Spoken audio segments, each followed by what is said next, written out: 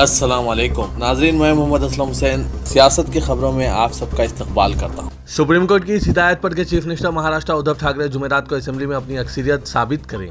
उद्धव ठाकरे चारशंबे की रात इस्तीफा दे दिया है। उद्धव ठाकरे ने एक ऑनलाइन खिताब में चीफ मिनिस्टर और रुकन महाराष्ट्र कानून साज काउंसिल की हैसियत से इस्तीफे का ऐलान करते हुए कहा कि हम सुप्रीम कोर्ट के फैसले का एहतराम करते हैं, जमहूरियत पर अमल किया जाना चाहिए। इसके बाद वो गवर्नर की रिहाइशगाह गए और अपना इस्तीफा पेश किया। चीफ मिनिस्टर महाराष्ट्र और इनकी टीम की तादाद महज 15 अरकान असेंबली तक महदूद हो गई है। कबल अज़ीम उद्धव ठाकरे हुकूमत ने सुप्रीम कोर्ट से ख्वाहिश की थी कि रियासत के गवर्नर की जानिब से जुमेरात को फ्लोर टेस्ट की हिदायत पर रोक लगाई जाए। ताहम सुप्रीम कोर्ट ने कहा कि कल असेंबली में ताकत आजमाई का नतीजा 11 जुलाई को इसके फैसले के ताबे होगा। अदालत 11 जुलाई को इस बारे में फैसला करने वाली है कि आया शिवसेना के अरकान असेंबली के एक ग्रुप को नाअहल करार दिया जाए या नहीं। मराठा और हिंदुत्व नजरियात पर अपना दावा पेश करने की उद्धव ठाकरे की एक आखिरी कोशिश में महाराष्ट्र काबीना ने चारशंबे की शाम अपना इस्तीफे से कबल औरंगाबाद और उस्मानाबाद का नाम बदलकर संभाजी नगर और धाराशिव रखने का फैसला किया है। इन शहरों के नामों की तब्दीली एक अहम सियासी मौक़िफ़ है।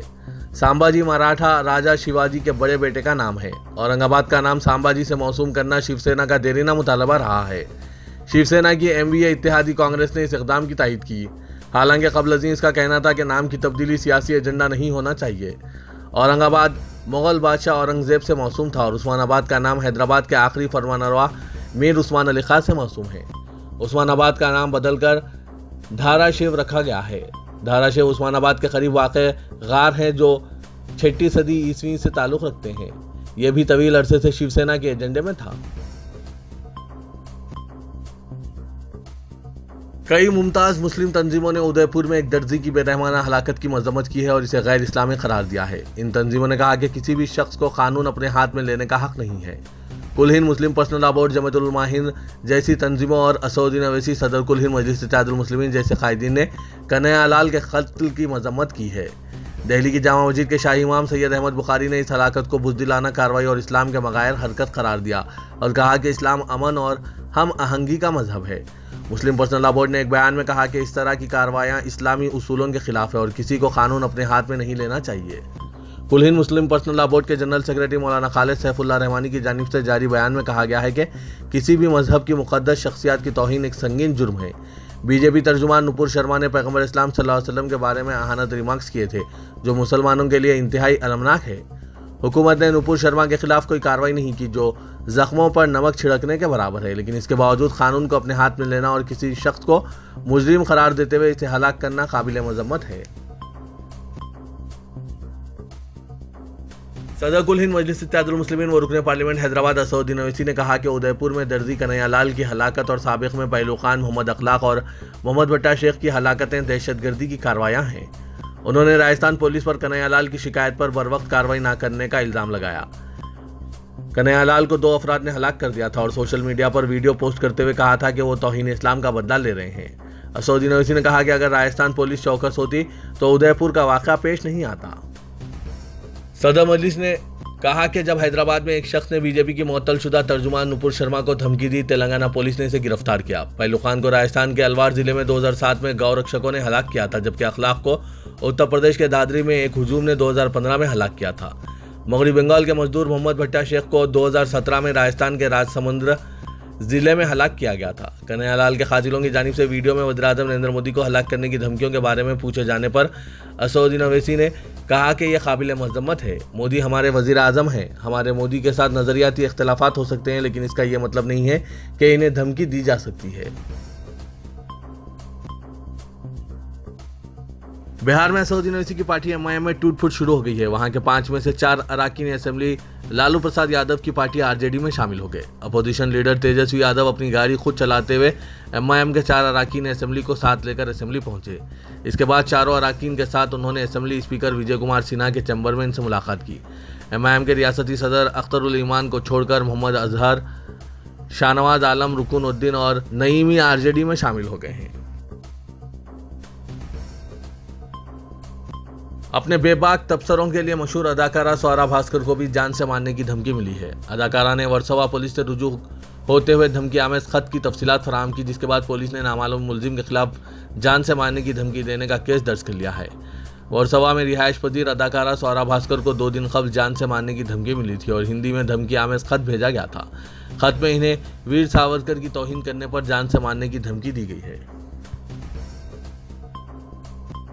महाराष्ट्र में जारी सियासी उथल पुथल के दरमियान चारशुबे की शाम उद्धव ठाकरे के वज़ीर आला के ओहदे से इस्तीफा देने के ऐलान के साथ ही भारतीय जनता पार्टी हल्के में जश्न का माहौल पैदा हो गया। मुंबई के ताज होटल में बीजेपी लीडरों को नारे लगाते हुए मिठाइयां तकसीम करते हुए देखा गया।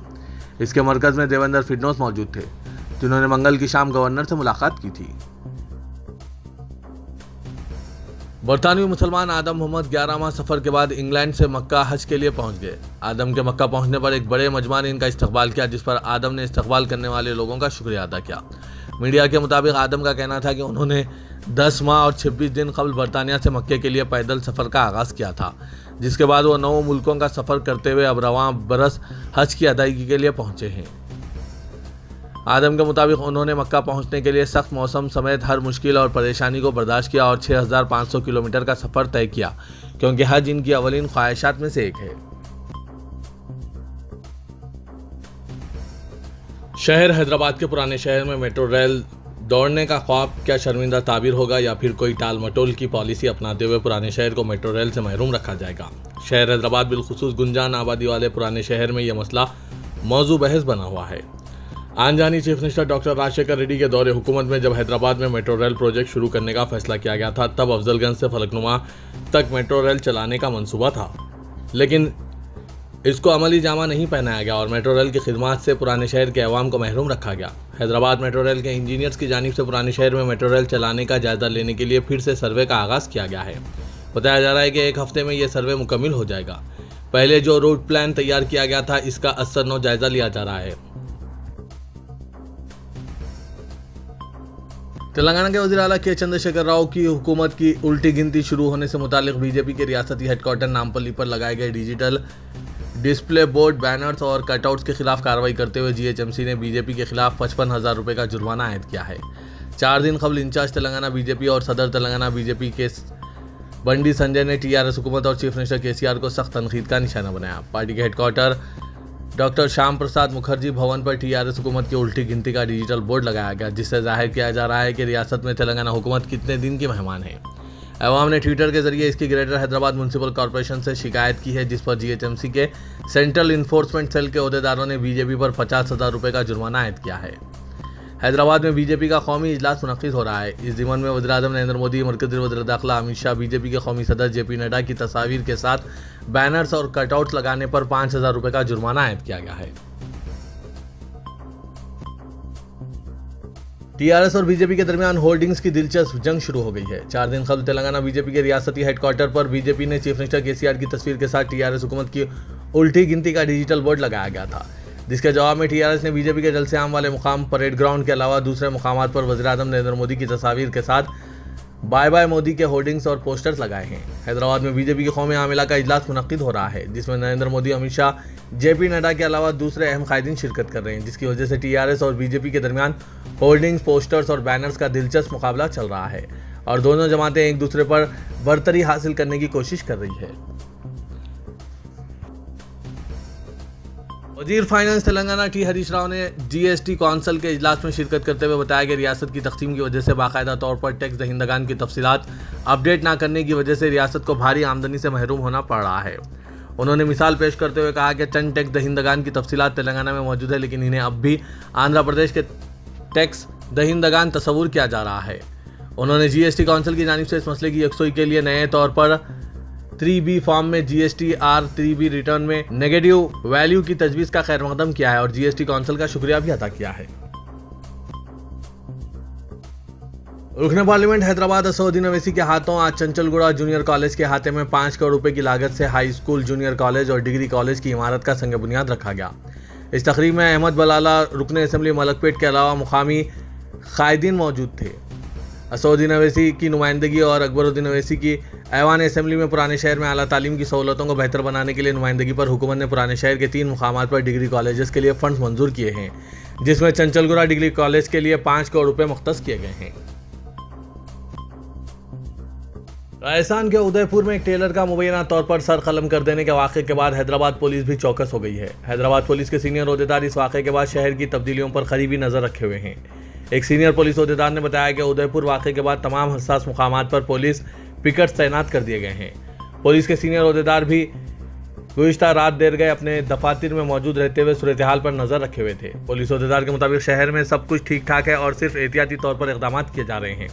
मालूम हुआ है कि मरकजी वज़ीर दाखिला ने तमाम रियासतों से चौकस रहने के लिए कहा है, क्योंकि चंद लोग फ़िरक़ेवाराना तशद्दुद भड़काने के लिए इस वाक़े का इस्तेमाल कर सकते हैं। चंद कायदीन की सिक्योरिटी पर भी नज़रसानी की गई है। वज़ीर-ए-आज़म नरेंद्र मोदी के 2 और 3 जुलाई के दौरे हैदराबाद के पेश नज़र तेलंगाना पुलिस पहले से ही अलर्ट है। वज़ीर-ए-आज़म नरेंद्र मोदी के दौरे हैदराबाद के पेश नज़र साइबराबाद पुलिस कमिश्नरेट के हुदूद में दफ़ा 144 नाफिज कर दिया गया है। इसी तरह HICC के करीब ड्रोन कैमरों पर भी पाबंदी आयद कर दी गई है। कमिश्नर पुलिस साइबराबाद स्टीफन रविंद्रा ने कहा कि दफ़ा 144 के तहत 5 से ज़्यादा अफराद के जमा होने पर 1 जुलाई से 4 जुलाई तक पाबंदी रहेगी। इसी दौरान वज़ीर-ए-आज़म नरेंद्र मोदी के दौरे से पहले HICC और इसके अतराफ के 5 किलोमीटर हुदूद में ड्रोन्स पर पाबंदी आयद कर दी गई है। कमिश्नर पुलिस साइबराबाद स्टीफन ने इम्तनाई अहकाम इस खुसूस में जारी किए हैं और कहा कि ड्रोन्स के साथ साथ किसी भी किस्म के उड़ने वाली मशीनों पर पाबंदी आयद कर दी गई है। इन अहकामात में कहा गया है कि साइबराबाद पुलिस कमिश्नरेट के हुदूद में वाक़ HICC में तमाम तरह के ड्रोन्स या पैराग्लाइडर्स या रिमोट कंट्रोल से उड़ाए जाने वाले छोटे तैयारों की इजाज़त नहीं रहेगी। इदारे सियासत के ज़ेर एहतमाम महबूब हुसैन जिगर कैरियर गाइडेंस सेंटर वाक़ अहाते दफ्तर सियासत एबिट्स में तालीम याफ्ता बेरोज़गार नौजवानों को ज़ामिन रोज़गार कोर्सेज़ की तरबियत दी जा रही है। कोर्सेज़ में बिलखुसूस AutoCAD, Tally GST, C programming, Java web development को शामिल किया गया है, क्योंकि हुकूमत तेलंगाना ऑटोकैड की मुलाजमतें फराहम करने में पहल कर रही है। इसके अलावा सेंटर हाजा में दीगर पेशेवाराना कोर्सेज जैसे MS office, DTP, accounting packages, tally GST, Revit के अलावा स्पोकन इंग्लिश की भी तरबियत दी जा रही है। सर्टिफिकेट हुकूमत की जानिब से जारी किए जाएंगे। दाखिले पहले आओ पहले पाओ की बुनियाद पर दिए जा रहे हैं। मज़ीद तफसीलात के लिए इदारे सियासत से रास्त या फिर 9393876978 9652813994 इन नंबरात पर रब्त पैदा कर सकते हैं। तो ये था आज का खबरनामा। खबरों से मुतालिक कमेंट के जरिए आप अपने ख्यालात पेश कर सकते हैं और साथ ही इस वीडियो को लाइक कीजिएगा। तो मैं मोहम्मद असलम हुसैन अब आप सबसे इजाज़त तलब करता हूँ। तो दीजिए इजाज़त। अल्लाह।